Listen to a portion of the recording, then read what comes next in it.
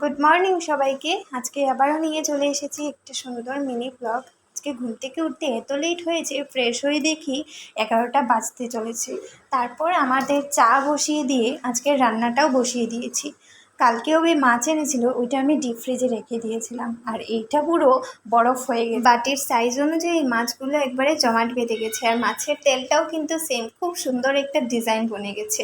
এইসব দেখে আমি একা একাই হাসছিলাম। তারপর দিদাকে জিজ্ঞেস করলাম কী রান্না করব।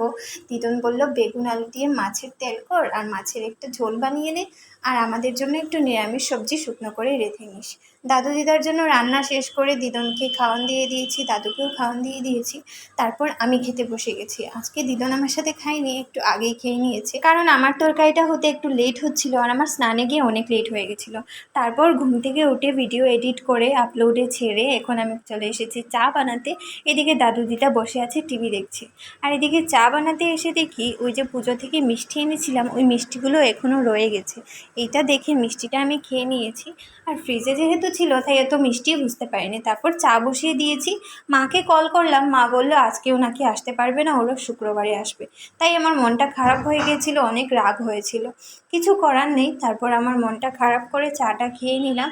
চাটা খেয়ে আমি রাগ করে শুয়েছিলাম। তারপর দিদন এসে বলল, রাগ করে থাকিস না, এমনিই শুক্রবারে তোর মা চলে আসবে। আমার একটাই রাগ কি জানো, ওরা যেহেতু এতদিন ওইখানে থাকছে, এসেও তো আবার সময় পাবে না, কলকাতা যাওয়ার দিন চলে এসেছে। সেসব নিয়ে দিদার সাথে অনেকক্ষণ কথা বলার পর রাত্রে 10:30 নাগাদ তরকারিগুলো গরম করে নিলাম, আর দিদন আর দাদুকে খাওয়ান দিয়ে দিয়েছি। ওদের খাওয়া শেষ হলে আমি খেয়ে নিব, কারণ হচ্ছে আমার সকরা চুলোটাকে পরিষ্কার করতে হবে।